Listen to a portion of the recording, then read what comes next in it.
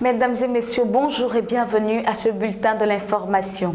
2,125 millions de dollars, environ 1394 millions de francs CFA, est la somme accordée à la Côte d'Ivoire par la France pour un appui financier sur la période 2017-2020.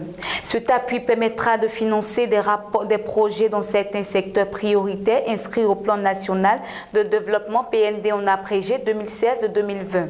Ce financement permettra à présent d'envisager le démarrage des travaux de cette ligne de métro, maintes fois reportée en raison de points d'achoppement entre le gouvernement ivoirien et les entreprises attributaires du projet.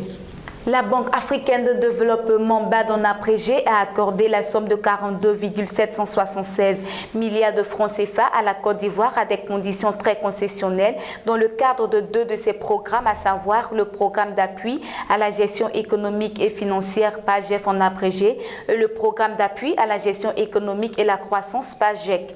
Le ministre de l'économie et des finances Adama Koné a procédé le 14 juillet 2017 à la signature des protocoles d'accord de prêts et de dons avec le directeur général du Bureau régional de développement et de prestations de services pour l'Afrique de l'Ouest à la BAD, Janvier Litsé, au cours d'une cérémonie qui a eu lieu dans les locaux du ministère. La ministre de la Femme, de la Protection de l'Enfant et de la Société, Marietou Koné, a invité les femmes à s'unir. C'était ce samedi 15 juillet 2017 à Abidjan. Toutes les femmes présentes à cette rencontre ont salué cette belle initiative de la ministre. Cette rencontre avait pour objectif de les écouter et échanger avec elles afin de trouver des réponses à leurs attentes et préoccupations. Madame la ministre s'est dite heureuse d'avoir échangé avec les femmes issues de toutes les couches socio-professionnelles. Depuis le 13 juillet 2017, l'ambassade des États-Unis en Côte d'Ivoire a organisé un camp technologique à l'hôtel Radisson Blu d'Abidjan avec la participation d'une cinquantaine de jeunes leaders d'Afrique de l'Ouest. Ceux-ci, âgés de 18 à 35 ans, sont issus de 4 pays dont la Côte d'Ivoire, le Burkina Faso, le Mali, la Guinée-Conakry. L'objectif de ce camp est d'encourager la participation civique et de partager des stratégies de technologie et de médias sociaux pour promouvoir la démocratie, la gouvernance et la transparence. À travers ce camp, l'ambassade entend soutenir le développement des réseaux nationaux et régionaux des jeunes leaders de la société civile. En sport, le dimanche 16 juillet 2017, c'est bien Roger Federer qui a triomphé en finale homme au tournoi de Wimbledon en battant Marin Cilic, 28 ans, en 3-7, 6-3, 6-1, 6-4.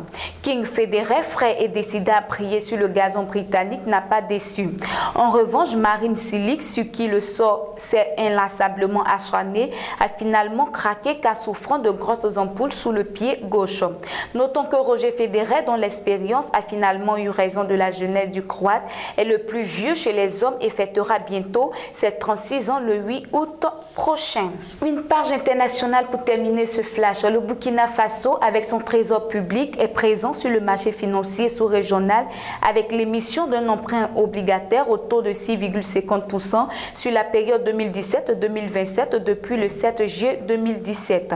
Selon Nabi Abraham Ouattara, directeur général du Trésor du Faso, cet emprunt obligataire d'une maturité de 10 ans avec un ajournement de 2 ans vise à mobiliser la somme de 75 milliards de francs CFA auprès des investisseurs de la zone UEMOA. L'objectif de cet appel public à l'épargne entre dans le cadre de l'exécution du budget 2017 de l'État du Faso. La Turquie commémorait dans la nuit du samedi 15 au dimanche 16 juillet 2017 la tentative de coup d'État qui a eu lieu un an plus tôt, jour pour jour, contre le président Recep Tayyip Erdogan, dimanche 16 juillet 2017. Cela fait un an qu'une épopée a été écrite pendant la plus sombre des nuits, a ainsi déclaré le Premier ministre Binali Yildirim lors d'une session parlementaire extraordinaire qui débutait la journée.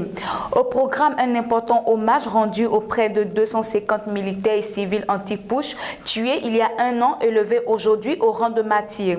Dans tout le pays, des statues ont été érigées à leur gloire tandis que leurs portraits s'affichent en poster dans les métros d'Istanbul. Fin de ce flash. Merci de nous avoir suivis. Restez bénis sur la Voix Sainte TV.